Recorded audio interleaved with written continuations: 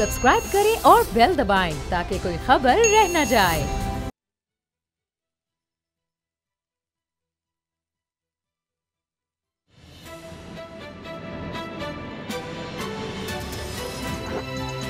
अब पता चला।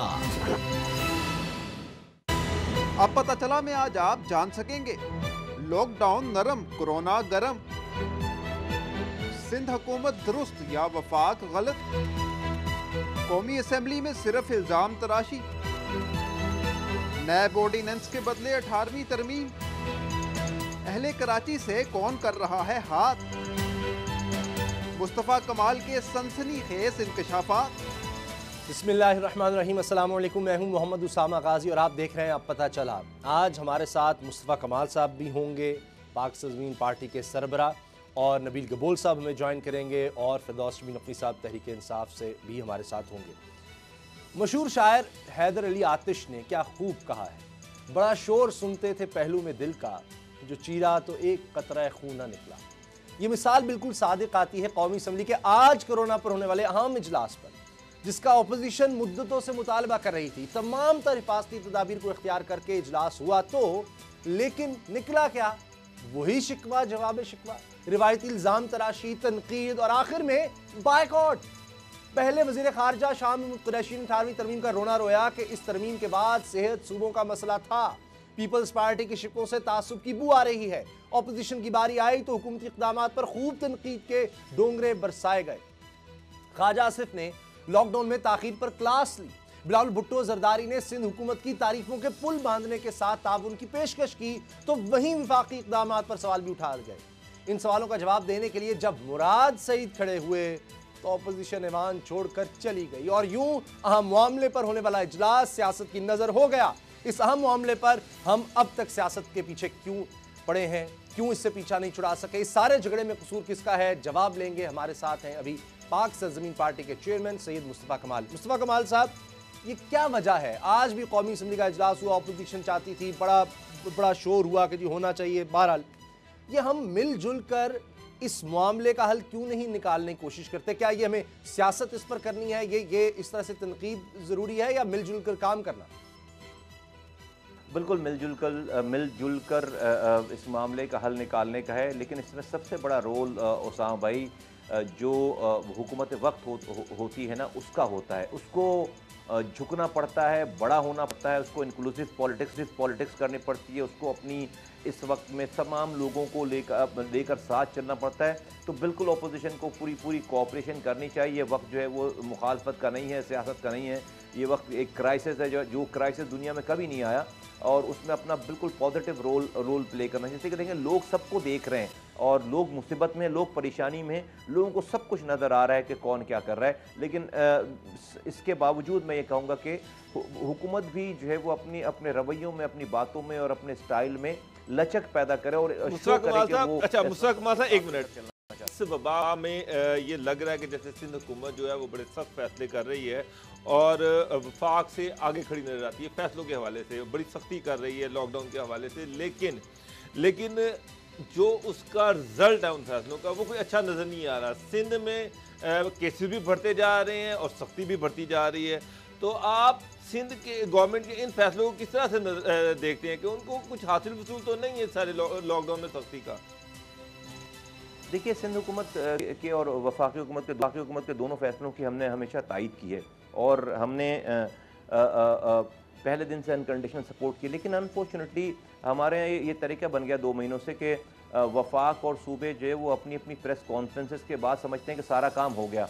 उन्होंने नीचे इम्प्लीमेंटिंग बॉडी बनाई नहीं है कोई, और वो हमारे यहाँ मिसिंग, आपको पता है लोकल गवर्नमेंट सिस्टम है नहीं कि नीचे चीज़ों को इम्प्लीमेंट कराया जाए। एक डीसी से या जो है वो सरकारी अफसरों से चीज़ें जो है वो नहीं ठीक होंगी। फिर सियासत हुई है, उसमें बहुत बड़े पैमाने पर सियासत हुई है, और एक दूसरे को नीचा दिखाने की कोशिश की गई है इसके अंदर। बहुत इसको रिजॉल्व नहीं किया गया। आप देखें कि वज़ीर आज़म साहब कराची ढाई महीने हो गए, एक दिन भी कराची नहीं आए मसले मसाइल के लिए। प्रोविंशियल गवर्नमेंट कह रही है कि उनको लोगों के मरने का बड़ा जो है वो डर है, खौफ है, और उनको बचाना चाहते हैं। लेकिन साथ साथ जो है वो कोई लॉजिकल जो काम करने के वो काम तक वो नहीं कर रहे हैं।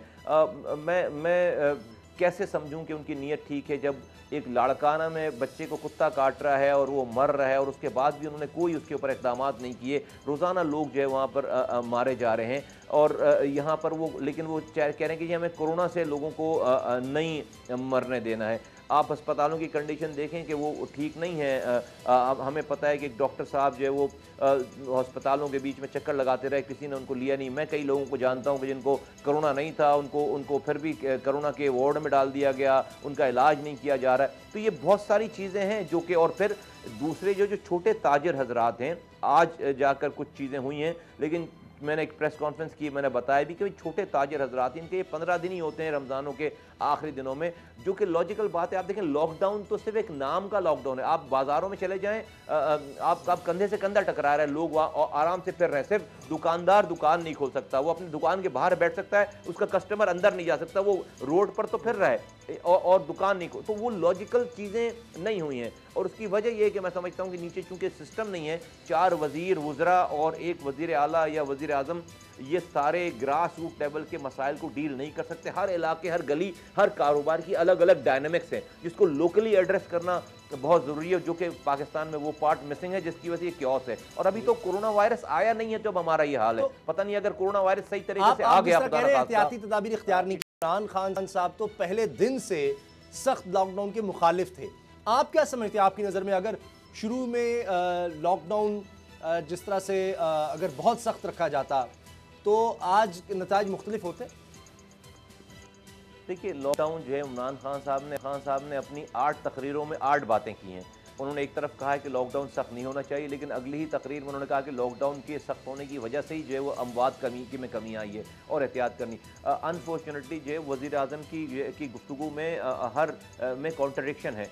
फिर दूसरी ये बात है कि जो भी उनके, अगर जो वो चाहते थे, जो वो करवाना चाहते थे, यहाँ से कराची से उनको 14 सीटें मिली थी। वो खुद यहाँ पर कैंडिडेट थे, उनको लोगों ने MNA बनाया, फिर उन्होंने सीट जीत दी। 25 उनके MPs हैं, कोई नज़र नहीं आया। उनको कराची आना चाहिए था, क्योंकि कराची का मतलब सिर्फ एक शहर नहीं है, कराची पूरा पाकिस्तान है। 70% रेवेन्यू कमा कर देता है ये शहर। यहाँ पर इंडस्ट्रीज़ जो है वो आपकी 25% GDP यहाँ से है, आपके कराची से है। वो एक दिन के लिए भी यहाँ पर नहीं आए। वज़ीर आला अपनी सियासत करते रहे, इमरान खान साहब अपनी सियासत करते रहे, दोनों एक दूसरे के खिलाफ बात करते रहे। हम एक तरफ सुनते थे कि इमरान खान साहब जब बात करते थे तो एक मौक़िफ़ है, जब वज़ीर आला बात करते थे उससे बिल्कुल मुख्तलिफ मौक़िफ़ है। तो मैं समझता हूँ कि अगर जो भी उनकी प्लानिंग थी या उनकी जो भी इरादे थे या जिस चीज़ को सही समझते थे, उनको आकर यहाँ पर इम्प्लीमेंट करवाना चाहिए था और अपनी बातों से उनको नहीं कॉन्ट्रडिक्ट करना चाहिए था। अगर उनकी बात ठीक है तो फिर पंजाब ने उनकी बात क्यों नहीं मानी या खैबर पख्तूनख्वा ने उनकी बात क्यों मानी? मैं समझता हूँ कि टोटल क्योस है,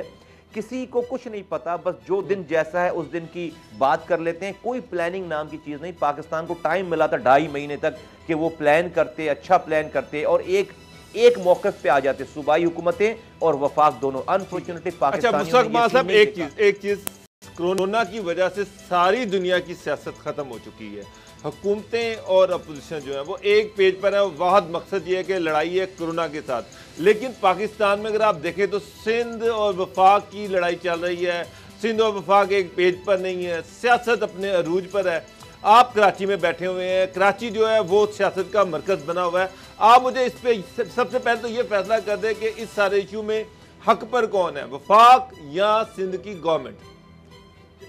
वो डेफिनेटली इसमें अगर जो है वो कहीं से वफाक में कोई गलती भी हो रही है तो सिंध को इस वक्त जो है वो पॉइंट स्कोरिंग नहीं करनी चाहिए। और उन्होंने अपना काम बहुत अच्छा कौन सा कर लिया है। अभी 3 दिन पहले यहाँ पर जो है वो कराची में एड़िया रगड़ कर एक बच्चा, मासूम बच्चा जो है वो कुत्ते के काटने से मर गया। आप बताएं कि ये डॉक्टर हजरात हमारे आकर कोरोना वायरस पे तो जो है वो हाथ जोड़ते हैं कि भाई खुदा के वास्ते सिंध हुकूमत का साथ दें और जो है वो ना खोलें और लॉकडाउन करें। इनको ये कभी ये ग्रुप बनाकर इसी तरह टीवी पे आकर ये ज़रा सिंध हुकूमत को ये भी कहे ना कि भाई ये तुम सालों से कुत्ते काट रहे हैं, सैकड़ों लोग हलाक हो गए हैं, बच्चे हलाक हो गए हैं, सैकड़ों या एड्स फैल गया है लाड़काना में।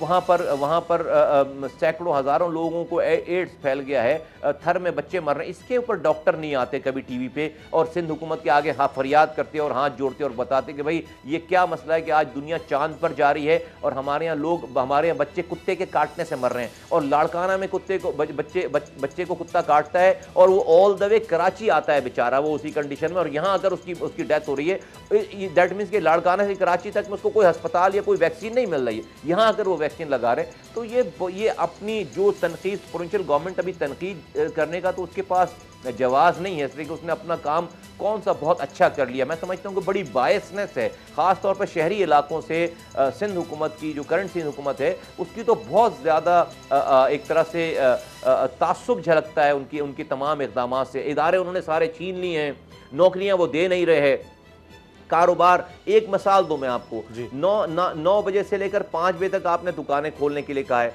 ये जो तंदूर वाले हैं जिनके पास कोई बैठकर खाना नहीं खाता, तंदूर रोटी लेकर जाता है, वो कह रहे हैं भाई रमज़ान के दिन है, आपने हमें 9 to 5 खोलने के लिए कहा, हम तो 5 बजे से पहले 5 बजे खोलते हैं तो हमें पुलिस पकड़ के ले जाती है कि भाई रमज़ानों में जो है रोटी बेच रहे हो। तो हमें 5 बजे से लेकर कम से कम खुदा के वास्ते रात 12 बजे तक का हमें टाइम दे दें ताकि हम अफ्तारी के टाइम पे भी रोटियां बेच लें और हम सहरी के काम को भी हम मुकम्मल कर लेंगे 12 बजे तक। 12 बजे हम बंद कर देंगे और हमारे पास तो लोग आते हैं और हम SOP बना लेते हैं, लोग आते हैं और लेकर चले जाते हैं, इक्का दुक्का लोग आते हैं। ये बात कि इसमें कौन सी रॉकेट साइंस है कि बात समझ में ना आए, लेकिन नहीं समझ में आ रही ये बात। मैंने हुकूमती इदारों को, लोगों को फ़ोन कर दिया, बात कर ली, लेकिन नहीं, कोई सुनवाई नहीं है। तो ये वो एटीट्यूड है। मैं समझता हूँ कि सिर्फ सियासत की गई है और इस कोरोना के ऊपर जो है वो पॉइंट स्कोरिंग की गई। आप देखेंगे शहर में जमात है MQM, अब उसको 32 सालों से लोग वोट दे रहे हैं। इस कोरोना वायरस के दौर में वो ओथ उठा रहे हैं, हल्फ उठा रहे हैं। अमीनुल हक इनका वजीर है, अब वो बहुत बड़ा साइंसदान है कि भाई वो खालिद मकबूल सिद्दीकी जो है वो कोई फार्मूला नहीं बना पा रहे थे, कोई सॉफ्टवेयर नहीं बना पा रहे थे, तो अब ये अमीनुल हक आकर वो सॉफ्टवेयर बनाएंगे। अब ये दौर है, ये टाइम, कोई उनका मेयर नजर नहीं आ रहा, कोई, तो ये टोटल सारा क्योस है, सबको लूटने मारने की बस फिक्र है, अपनी जेब में सब भर रहे हैं। अभी हमें पता चलता है सर, इशू ये है कि अभी आप ये कह रहे हैं कि सिंध में हालात ये हैं कि अगर लाड़काना में किसी बच्चे को कुत्ता काटे तो रेबीज की दवाई वैक्सीन नहीं मिल रही। दूसरी तरफ बिलावल जो है उन्होंने आज नेशनल असेंबली में ये कहा है कि सिंध गवर्नमेंट सबसे ज्यादा कोरोना टेस्ट कर रही है, इनके 5000 टेस्ट रोजाना वहां पर हो रहे हैं, सिंध वाला सूबा है। तो दूसरी तरफ ये कह रहे हैं कि वफाकी गवर्नमेंट की ये हालत है कि वो सिंध में 2 लैब नहीं बना के दे सकी। तो आप वहां पर कराची में बैठे हुए हैं, तो क्या वाकई सिंध में से जो सिंध गवर्नमेंट में महकमा सेहत की यही सूरत हाल है कि वहाँ पर जिस बिलावल कह रहे हैं कि जनाब वो महकमा सेहत जो है वो तो आसमान की बुलंदियों को छू रहा है और बड़ा बेहतरीन काम कर रहा है? तो ये कुत्ते के काटने के बाद वैक्सीन ना मिलने से बच्चा क्यों मर रहा है? सिंपल सवाल है। तो ये सिर्फ या तो ये बच्चा चांद पे मर रहा है या ये अस्पताल पर सारे चांद पर हैं। एक कुत्ते के काटने की वैक्सीन नहीं है, बच्चे मर रहे हैं ना भाई, वो फेक बच्चे मर रहे हैं। मैं तो सिर्फ सिंपल सवाल है मेरा, फिर ये बच्चे क्यों मर रहे हैं भाई? अगर इतनी, फिर ये अंदरूनी सिंध में अस्पतालों में चौकीदार डॉक्टर बन के इंजेक्शन क्यों लगा रहा है? फिर ये लाड़काना में एड्स कैसे फैल गई? गलत सिरिंज, वो जो डिस्पोजेबल सिरिंज होती हैं उसको उन्होंने कंपाउंडर्स ने या वो डॉक्टरों ने फेंका नहीं, उसको लपेट कर रख लिया। एक एड्स के मरीज को सिरिंज लगाई, इंजेक्शन लगाया, उसी से किसी और को लगा दिया, पूरे डिस्ट्रिक्ट में एड्स फैला हुआ है। ये बताएं, अगर आज आप मेयर होते तो क्या करते इस वबा की सूरत हाल में? देखिए 209 यूनियन काउंसिल हैं उसामा भाई इस कराची में। मैं 209 यूनियन काउंसिल के UC नाज़मीन उनके चेयरमैन को बुलाता और तमाम यूसीज को, और मैं यूनियन काउंसिल लेवल पे क्वारंटाइन सिस्टम और यहाँ पर एक इंफॉर्मेशन का एक ऐसा सिस्टम बनाता और वहीं के लोगों के ऊपर उनके यूनियन काउंसिल के नीचे एक टीम बना देता मोहल्ले के लोगों के ऊपर, जिसमें डिफरेंट पार्टीज़ के हर पार्टी का एक आदमी होता और कहता 2 बातें चाहिए मुझे कि भाई कौन बीमार पड़ रहा है इसकी इत्तला चाहिए मुझे, और किसको मदद चाहिए, और सारी वफाक की और सूबे की और सिटी की इमदाद उस यूनियन काउंसिल के ज़रिए डिस्ट्रीब्यूट हुई भी होती। तो तमाम जगहों पर की इंफॉर्मेशन आ रही होती और तमाम जगहों पे उसी तरह से ट्रिकल डाउन इफेक्ट हो रहा होता तमाम रिलीफ पैकेजेस का। इसलिए कि आप इसको सेंट्रलाइज वे ऑफ मैनेजमेंट के तहत नहीं चला सकते। फिर जो मेरे अस्पताल थे चारों जो बड़े हॉस्पिटल थे उनको डेफिनेटली, हमारे ज़माने में अब्बासी शहीद हॉस्पिटल 1300 बेड्स का हॉस्पिटल था, वन ऑफ द बेस्ट हो गया था।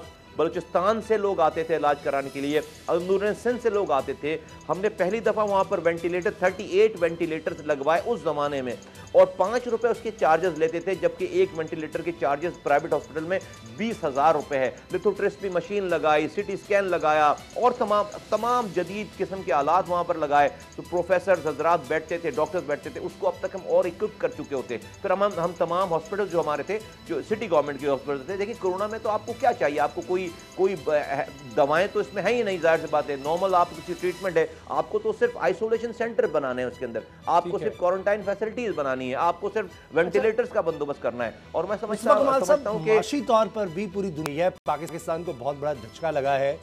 अब इस वबा के बाद किस तरह से इससे निपटा जाएगा, कैसे आपके ख्याल में मईशत को दोबारा खड़ा किया जा सकता है? देखिए उसाम भाई, इस कोरोना वायरस के बाद आपको ये निज़ाम रीबूट करना पड़ेगा। वो कहते हैं ना, कंप्यूटर हैंग हो जाता है तो आप उसको रीसेट करते हैं। पाकिस्तान का ये निज़ाम, कोई अब आप इस पर फरिश्ते लाकर बैठा दें, आप कोई आइंस्टाइन ला के बैठा दें, इस निज़ाम के तहत पाकिस्तान नहीं चल सकता। किस निज़ाम की मैं बात कर रहा हूँ कि नहीं चल सकता? पाकिस्तान में over centralise way of management है। एक वजीर आजम, इसका मतलब क्या, एक वजीर आजम और 4 वज़ीर आला पाकिस्तान की सारी दौलत के ऊपर बैठे हुए, सारी दौलत के ऊपर सारे पाकिस्तान के पैसे, 1 रुपए से लेके 1,000 अरब रुपए का खर्चा एक वजीर आजम और 4 वज़ीर आला और गिलगित बल्तिस्तान मिलाकर 5वां। किसी दुनिया में इस निज़ाम के तहत जो है वो दुनिया नहीं चल सकती। आपको फॉर इंस्टेंस NFC अवार्ड मिलता है, NFC अवार्ड आकर सूबों में वजीर आला के पास पार्क हो जाता है। इस साल सूबे सिंध को 803 अरब रुपए मिले। 803 अरब रुपए अब एक आदमी की ईमा पर है कि वो उसको कैसे खर्च करे, वो है वजीर आला। अब मैं कहता हूं कि NFC अवार्ड के बाद सूबे में PFC अवार्ड होना चाहिए, प्रोविंशियल फाइनेंस कमीशन होना चाहिए, उसी तरह से जिस तरह से NFC अवार्ड है, ताकि वो प्रोविंशियल से डिस्ट्रिक्ट्स को वो पैसा जाए, टिकल डाउन हो। ये किसी वजीर आला की ईमा पर नहीं होना चाहिए। द मोमेंट आपको NFC अवार्ड मिल रहा है, वहीं से PFC अवार्ड के पैसे डिस्ट्रीब्यूट हो जाने चाहिए। डिस्ट्रिक्ट में नहीं हो रहा। 18वीं तरमीम, तमाम इख्तियारात वसाइल आकर सूबों में पार्क हो गए, वहां से नीचे नहीं गए। उसको और नीचे जाने के लिए एक 18वीं तरमीम में तरमीम की जरूरत है कि भाई आप मैंडेटरी कर दें ना आइन के अंदर के भाई ये इख्तियारात नीचे जाएंगे। तो इस वक्त जो निज़ाम है ओवर सेंट्रलाइज, सूबे में 43,000 स्कूल हैं, 43,000। उसका इंचार्ज कौन है? एक वजीर आला और एक वजीर तालीम। 2 लोग अकाउंटेबल हैं लोगों के आगे। जब वोट जो मेयरशिप का दौर था उसको कराची के लोग अभी याद करते हैं, लेकिन मौजूदा में जो वसीम अख्तर है वो वसाइल का रोना रोते रहते हैं कि जी वसाइल नहीं है, सिंध गवर्नमेंट जो है उनको काम नहीं करने दे रही, उनके पास अख्तियारात नहीं है। तो आपने कराची की मेयरशिप का टाइम काटा है, वाकई उनके पास अख्तियारात नहीं है या उनके मसाइल कुछ और हैं? देखिए, मौजूदा शहरी हुकूमत का मसला ये है कि उसके पास किरदार नहीं है, वो करप्ट है। मैं बिल्कुल ये समझता हूँ और मैंने बारहा ये बात कही भी है कि सिर्फ इख्तियार का मसला नहीं है, किरदार का भी मसला है। अभी बिल्कुल इख्तियारात कम होंगे, लेकिन अभी कोई भी इस मेयर से ब्रिज बनाने का नहीं कह रहा, फ्लाईओवर्स बनाने का नहीं कह रहा, नए अस्पताल बनाने का नहीं कह रहा। अभी तो सिर्फ ये लोग ये कह रहे हैं कि भाई हमारा कचरा उठा दो, हमें पानी दे दो, हमारा सीवरेज ठीक कर दो, हमारी मेंटेनेंस कर दो, हमारी गली की सफाई कर दो, अब्बासी शहीद अस्पताल में दवा दे दो। ये सारे इन तमाम कामों के जो मैं बता रहा हूँ, इसके पैसे आज भी इस सिस्टम में मौजूद हैं, लेकिन चूंकि ये इतने करप्ट लोग हैं, बदकिरदार लोग हैं, इनकी तरह तरह की ऑडियोज और वीडियोज तमाम। अच्छा, आप ये कहते हैं 70% रेवेन्यू कराची से आता है मुल्क का, अगर 5% भी कराची पर खर्च कर दिया जाए तो कराची के हालात बदल जाएंगे। तो सारे कहते हैं जनाब सिंध हुकूमत या वफाकी हुकूमत के जी हमने तो अरबों रुपया लगा दिया कराची पर, फिर ये मसाइल के अंबार तले क्यों है सबसे बड़ा शहर? नहीं, बिल्कुल वफाकी सूबाई हुकूमत के जो दावे जो है वो गलत बात है। मैं आपको एक मिसाल दे दूँ, एक K4 पानी की लाइन आज जो है वो 15 सालों से बन रही है। मैं उसकी इनिशिएट करके छोड़कर गया था 2010 में, और उसके बाद ये 2015 में उन्होंने इसे शुरू किया है और 2015 से आज 5 साल हो गए। वो के4 पानी की लाइन वहीं पड़ी हुई है। वफाक और सूबों में पैसे देने की लड़ाई है। झूठ बोलते हैं, गलत बात करते हैं, गलत बयानी करते हैं कि वफाक MQM जो कराची का हमेशा उसके पास मैंडेट रहा माजी में, और वो हमेशा मुख्तलिफ हुकूमतों का हिस्सा भी रही, ज़्यादातर वक्त में हुकूमतों का हिस्सा ही रही है, लेकिन इसके बावजूद उसके कराची में कुछ कर नहीं सकी, कोई कराची की डेवलपमेंट में कोई बड़ा रोल प्ले नहीं कर सकी। तो अब आप मुझे एक बात बताएं कि कराची को किसी तौर पे भी कुछ नहीं मिला, और अब जो PTI की गवर्नमेंट है आप उसके अलाई हैं, लेकिन इसके बावजूद अरबों रुपए के तो वादे किए गए थे कि जी अरबों रुपया लगाया जाएगा, लेकिन नज़र तो कुछ भी नहीं आ रहा। हमारा धोखा हो गया। अगर एमक्यूएम के पूरे दौर की आप बात करें, एक मुस्तफ़ा कमाल के टेन्योर को निकाल दें तो एमक्यूएम के पास कोई दूसरा काम निकाल कर बता दें 35 सालों में। मेरे दौर में कहते हैं कि वो एमक्यूएम की वजह से कराची तरक्की कर गई, मुस्तफ़ा कमाल का कोई कमाल नहीं है, मुशर्रफ साहब की वजह से। तो भाई मेरे ही दौर में एमक्यूएम का मेयर जो है हैदराबाद में भी था, उसने क्यों नहीं तरक्की की हैदराबाद ने? मेरे सेकंड बेस्ट मेयर के बाद थर्ड बेस्ट मेयर का नाम उनका आना चाहिए। मेरे ही दौर में मुशर्रफ साहब के दौर में हैदराबाद का मेयर भी एमक्यूएम का था, तो उस वक्त क्यों नहीं तरक्की कर गए? आज भी चलो भाई, आज भी एमक्यूएम का मेयर है हैदराबाद में और कराची में, तो आज जो है वो क्यों यहाँ पर तमाम शहर जो है गटर मिला पानी पी रहा है और तमाम शहर 18वीं तरमीम का फिर और क्या आप समझते हैं 18वीं तरमीम ने सिंध में डिलीवर किया है, या अब जिस तरह बात हो रही है कि इसमें फिर तरमीम की जरूरत है, आप क्या कहते हैं? वफाक को ये 18वीं तरमीम की हम हिमायत करते हैं, बिल्कुल होनी चाहिए, लेकिन हम ये हिमायत नहीं करते कि वफाक से सारे इख्तियारात आकर सूबे में आकर पार्क हो जाए। सूबों से डिस्ट्रिक्ट को जाना है, इख्तियारात डिस्ट्रिक्ट को जाना है, नीचे लोअर लेवल पे जाना है, ताल्लुकों को, यूनियन काउंसिल को जाना है। तो एक 18वीं तरमीम में एक और तरमीम होनी चाहिए जिसमें ये पाबंद कर दिया जाए आइन में ही कि ये तमाम जो इख्तियारात और वसाइल हैं उसका एक जगह इर्तिकाज़ ठीक नहीं है, वहाँ से नीचे जाने चाहिए, डिस्ट्रिक्ट्स को जाने चाहिए। 18वीं ठीक है, लेकिन नैब ऑर्डिनेंस में भी अमेंडमेंट की बात हो रही है, और आपके साबका दोस्त, आपके साथी जो है फरोग नसीम, वो इसका ड्राफ्ट तैयार कर रहे हैं। तो आप क्या समझते हैं कि नैब के कवानीन में तब्दीली होनी चाहिए?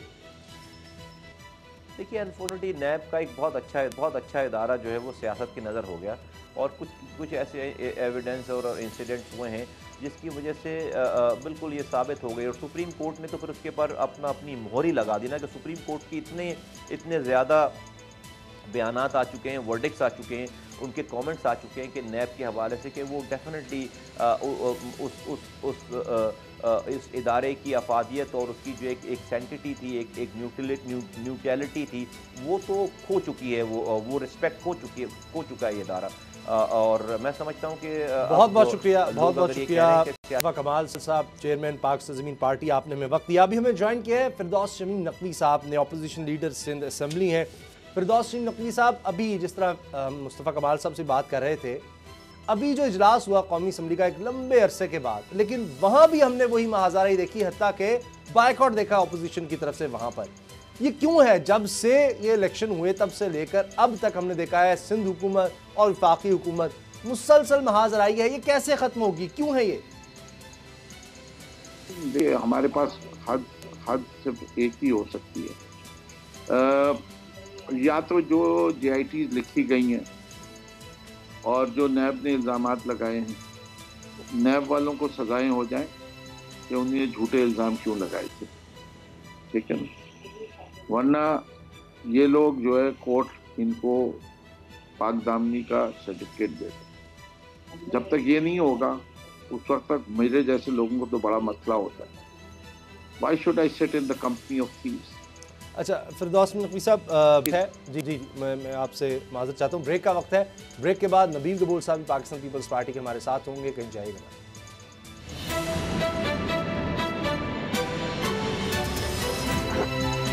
अब पता चला।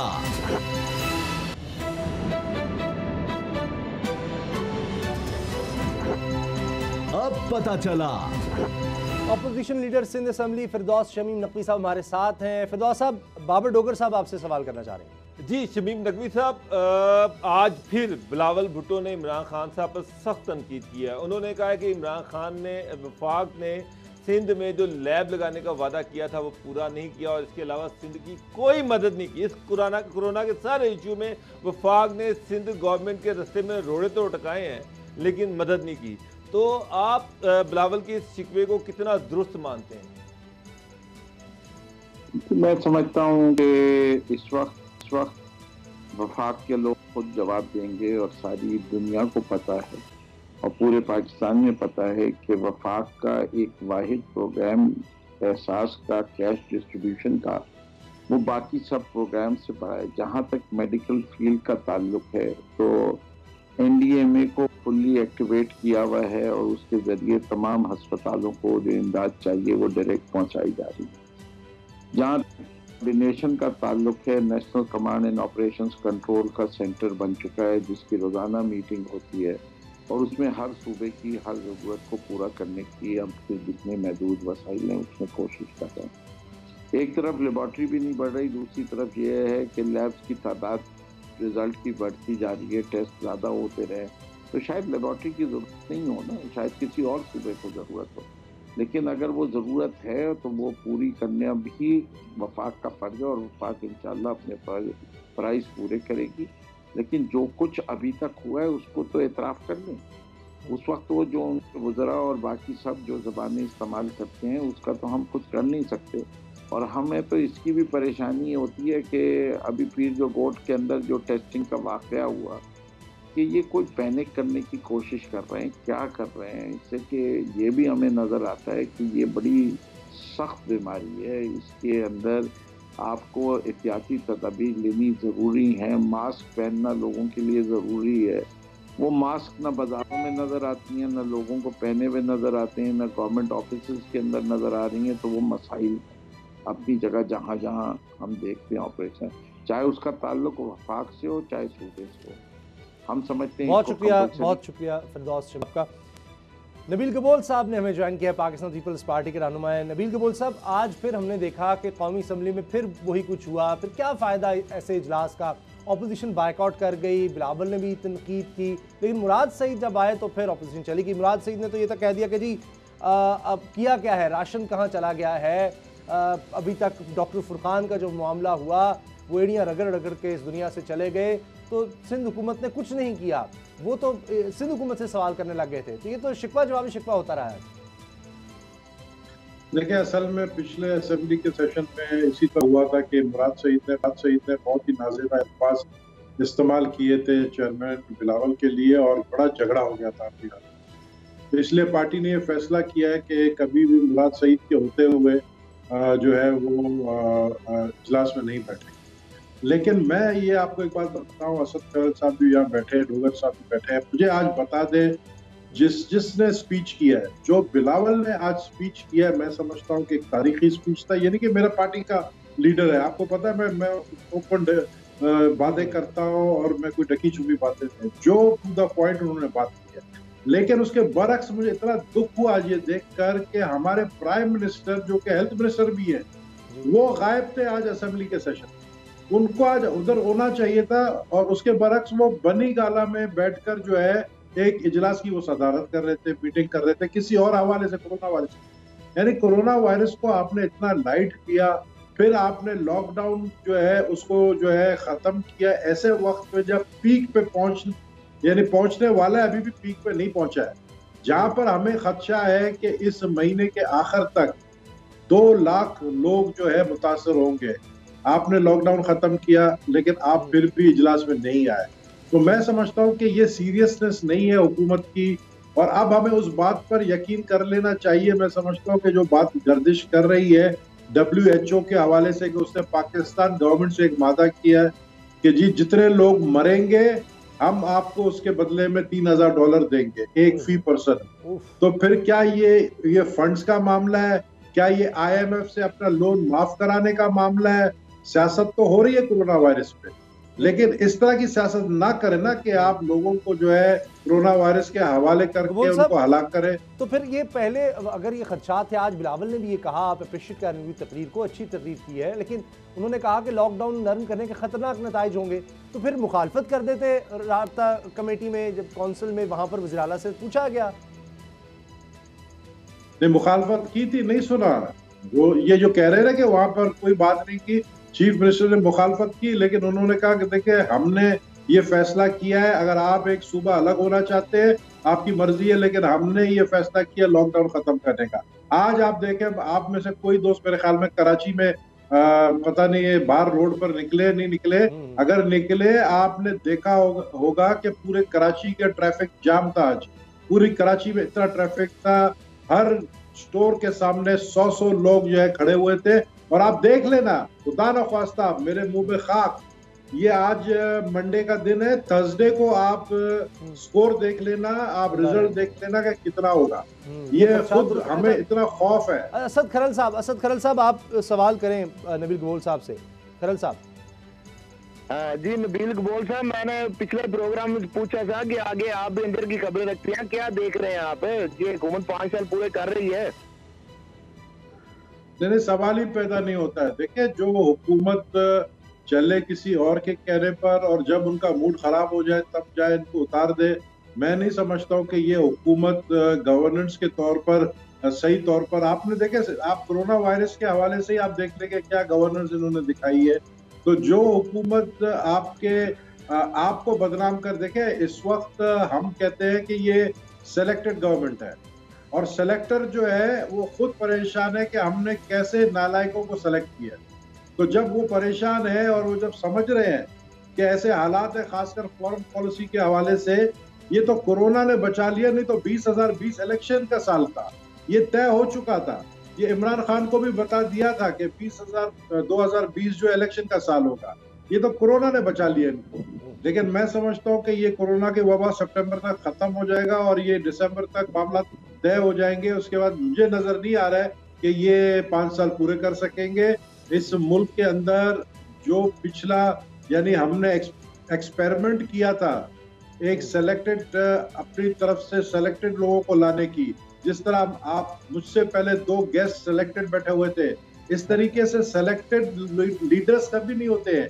लीडर्स अवामी होते हैं, लीडर जो पब्लिक की तरफ से आते हैं, जिनको पब्लिक मुंतखब करता है। तो जब तक पब्लिक मुंतखब नहीं करेगा सही डेमोक्रेसी नहीं आएगी। और सेलेक्टर्स को ये बात अब समझ आ गई है और मैं समझता हूँ कि आप भी उनको अच्छी तरह जानते हैं। अब वो भी सर पकड़ के बैठे हैं कि हम कैसे नालायक लोगों को लेकर। लेकिन कबूल साहब ये बताएं कि ये जो मोड ऑफ गवर्नमेंट है, आप कह रहे हैं कि ये किस तरह चेंज होगा? आईनी तौर पर तो जो क्या आदम इत्मीनाद आएगी, किस तरीके से वोट ऑफ नो कॉन्फिडेंस आएगा? आप कौमी हुकूमत देख रहे हैं, टेक्नोक्रेट देख रहे हैं, मिड टर्म इलेक्शन देख रहे हैं, प्रेसिडेंशियल सिस्टम देख रहे हैं, आगे क्या सिनेरियो क्या आपको नजर आ रहा है? बिल्कुल नबील कबूल है। इसी के साथ एक और चीज भी इस्लामाबाद में ये भी बातें, कौमी हुकूमत, नेशनल गवर्नमेंट की भी बातें हो रही हैं, तो क्या चीजें उस तरफ जा रही हैं? आप देख रहे हैं डोगर साहब, पिछले 15 दिन से लाहौर में सियासी लोगों की मीटिंग्स हो रही है आपस में, जिसमें चौधरी बरादरान शामिल है और जिसमें शहबाज शरीफ साहब भी खुद मौजूद होते हैं। पिछले 15 दिन से अब तक कोई 4 मीटिंगें हो चुकी हैं। चौधरी बरादरान बहुत सख्त नालान है और चौधरी बरादरान ने अगर पंजाब, देखे पंजाब हुकूमत चल रही है चौधरी बरादरान की वोटों से। जिस दिन पंजाब हुकूमत गिरेगी, और आने वाले में दिनों में देख रहा हूँ कि चौधरी परवेज दिलाई जो है वो पंजाब के वजीर आला बनने जा रहे हैं। जिस दिन पंजाब की हुकूमत गिरेगी, वफाक की हुकूमत, प्राइम मिनिस्टर, मैं समझता हूँ खुद ही कौमी असेंबली को वो डिसॉल्व करने के लिए प्रेसिडेंट को समरी भेज देंगे, क्योंकि वो समझ जाएंगे। क्योंकि इमरान खान की एक आदत मैं जानता हूँ, वो कहता है जब मुझे खेलने नहीं दिया तो मैं किसी और को भी खेलने नहीं दूंगा, ना खेलन देंगे ना खेलेंगे, वही वाली बात। तो ये हालात मुझे नजर आ रहे हैं और मैं कह रहा हूँ ये सब चीज होने वाला था। ये कोरोना की वजह से थोड़ा डिले हुआ, लेकिन चौधरी बरादरान को जल्दी है। वो कहते हैं कोरोना अपनी जगह, लेकिन ये चीज होता रहेगा। कोरोना के होते हुए ये सारी तब्दीलियां पंजाब से शुरू होगी और वफाक तक जाएंगी। लेकिन कबूल साहब, शहबाज शरीफ भी तो नहीं आया आज के इजलास में, ऑपोजिशन लीडर हैं, उनको आना चाहिए था और फिर उनको वो बुज़दिर आला कह दिया फयाज हुसैन चौहान ने, पंजाब के वज़ीर इत्तलात ने। वो क्यों नहीं आए? ऑपोजिशन को लीड करते आकर। देखिए, ये बात मुझे भी जब पता चला कि शहबाज शरीफ साहब नहीं आए हैं, तो वो उनको जो है डॉक्टर जो कह रहे हैं कि जी शायद कोरोना का उनको आज टेस्ट हुआ है और कोरोना का उनको खदशा है। जो टेस्ट उन्होंने किया है और इसलिए वो शायद नहीं आए। जो उनके करीब तरीन जो शख्स है उन्होंने मुझे बताया। अब खुदा जानता है कि ये बात है या कोई और सियासी बात है, लेकिन अगर वो होते तो अच्छा होता। लेकिन ख्वाजा आसिफ ने काफी उनकी रिप्रेजेंटेशन की है। नबील गुल साहब, मुझे एक चीज़ बताएं कि मुराद सईद अपनी मर्जी से तो नहीं बोल सकते। अल्टीमेटली कहीं ना कहीं गवर्नमेंट की आशीर्वाद होती है, पहले से ये फैसले होते हैं कि कौन बोलेगा और कौन असम्बली का माहौल ख़राब करेगा। मुराद सईद का बोलने का मतलब यही है कि असम्बली का माहौल ख़राब करना। तो इसका मतलब ये कि गवर्नमेंट की पहले ही से ये प्लानिंग थी कि आज असम्बली के माहौल को ख़राब करना, चलाना नहीं है। देखिए, मुराद हमेशा बिलावल के बाद जो है मुराद सईद को क्यों बुलाया जाता है। आप एक चीज नोट करें कि आप बिलावल की स्टेचर देख ले और एक मुराद सईद की स्टेचर देख ले। वो गोया के इमरान खान को बहुत पसंद है कि बहुत बड़ी मिनिस्ट्री उसको दी है, लेकिन उसकी काबिलियत क्या है मुझे बताएं। तो वो आके सिर्फ गालियां ही देना जानता है ना। वो आकर जो है उसने पिछले सेशन में जो बातें की थी चेयरमैन बिलावल के हवाले से, मैं समझता हूँ कि उसके बाद तो कोई पीपल्स पार्टी का जो है मेंबर बर्दाश्त नहीं करेगा। तो मुराद सईद को पीपल्स, देखे पीटीआई चलती कैसी है। पीटीआई को रोज सुबह हर मिनिस्टर को ब्रीफिंग दी जाती है, बाकायदा एक जो है बनाया जाता है डोजियर टाइप, और हर मिनिस्टर को जो है जो काम के मिनिस्टर है, जिस तरह के इंफॉर्मेशन मिनिस्टर। अब अभी मुझे एक बात बताए, फैज अहमद फैज की औलाद, उसको क्या पड़ी है कि बैठकर एक गलत चीज को सच जाहिर करने की या इंफॉर्मेशन मिनिस्टर बन के अपनी गवर्नमेंट को डिफेंड करने के लिए वो आए। वो इतने अच्छे शख्सियत है वो, लेकिन फंस गए हैं। जो रजिया गुंडों में जब फंस जाती है ना, तो वो इसी तरह यही चीजें हो जाती। ठीक है, बहुत तो फैज अहमद फैज की औलाद नहीं, अहमद फराज साहब की, आप शिबली फराज साहब की बात कर रहे हैं ना, वो अहमद फराज साहब के बेटे हैं। शिबली फराज की अगर आप बात करें तो मैं जो समझ सका हूँ। चलिए, बहुत बहुत शुक्रिया नबील कबूल साहब, आपने हमें वक्त दिया। पाकिस्तान पीपल्स पार्टी के सीनियर रहनुमा हमारे साथ थे। ब्रेक का वक्त है। ब्रेक के बाद पाकिस्तान के टॉप डॉक्टर जवेद अकरम साहब हमारे साथ होंगे। प्लाज्मा थेरेपी के जरिए लोगों का इलाज शुरू हो गया, अब तक इसको कामयाब करार दिया जा रहा है। और साथ ही ये जो लॉकडाउन में इतने बड़े पैमाने पर हम नरमी देख रहे हैं, बिल्कुल इसको समझेंगे अब तो खत्म ही हो गया, इसके बाद हालात क्या हो सकते हैं। डॉक्टर साहब से बात होगी ब्रेक के बाद।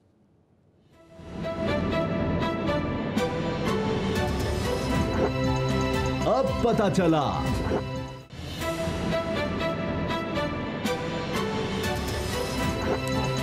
अब पता चला। अब मुल्क में लॉकडाउन में नरमी के बाद, नरमी नहीं मैं कहूँगा बल्कि इसको कहते हैं लॉकडाउन को खोल दिया गया है।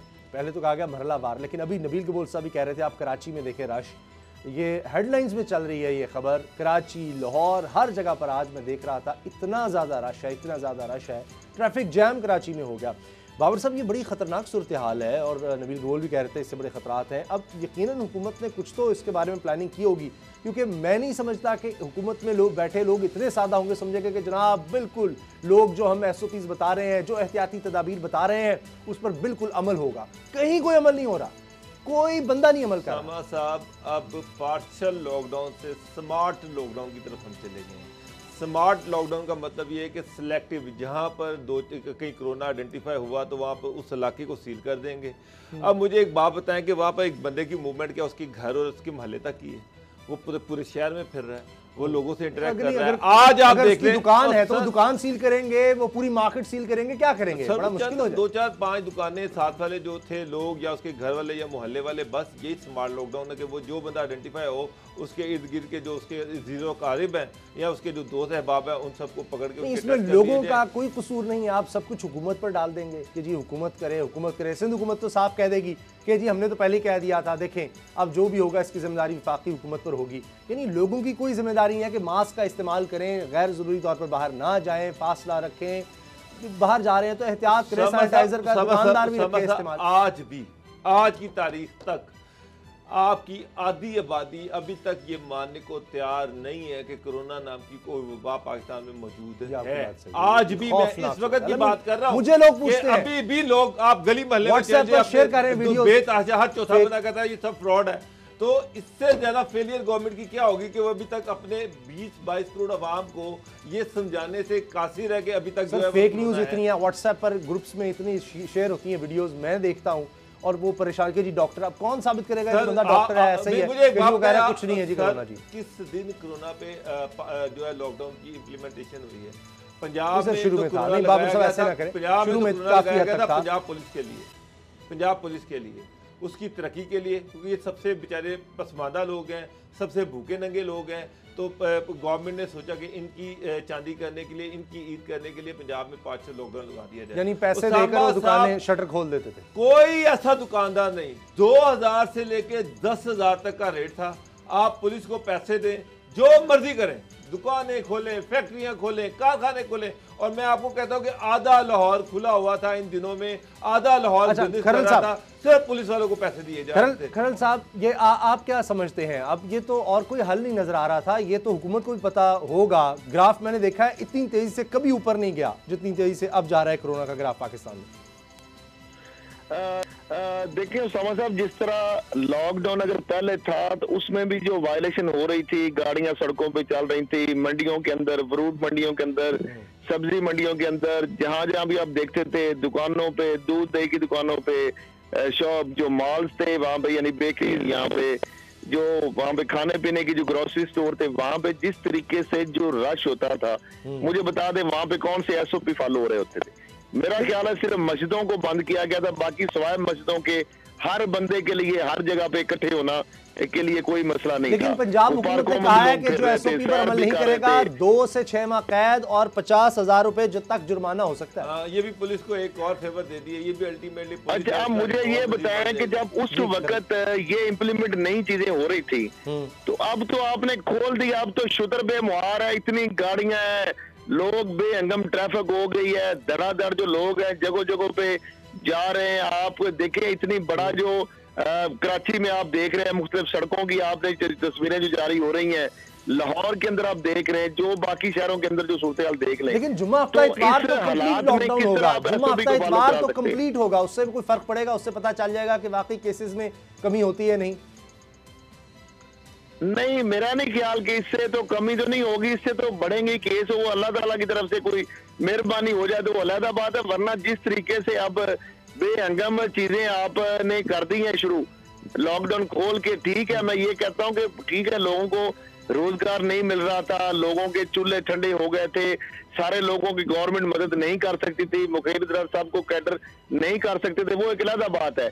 लेकिन अब ये पैंडेमिक जो आप ये कहें कि ये लॉकडाउन खोल के ये खुद ही कंट्रोल हो जाएगा, SOP फॉलो अप हो जाएंगे, उनको मैं नहीं समझता, ये पॉसिबल ही नहीं है, ये इम्पॉसिबल है।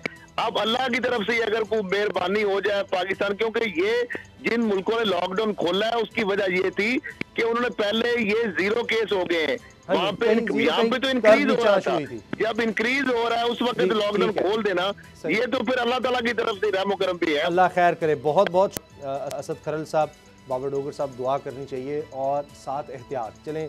ज़्यादातर लोग नहीं कर रहे, दुख होता है, अफसोस होता है। बाबर डोगर साहब ने बिल्कुल सही बात की। मुझसे लोग पूछते हैं कि जी हमने तो नहीं सुना किसी को, तो पता नहीं आप किस चीज़ का इंतज़ार कर रहे हैं। अल्लाह ना करे कि इस हद तक ये वबा फैल जाए कि हर ख़ानदान में खुदा न खास्ता किसी को हो, ताकि उस ख़ानदान को यकीन आ जाए वाकई ये वबा है। तो इसलिए बहुत ज़्यादा एहतियात करें, अब पहले से ज़्यादा एहतियात की ज़रूरत है। इजाज़त दीजिए, अल्लाह हाफ़िज़।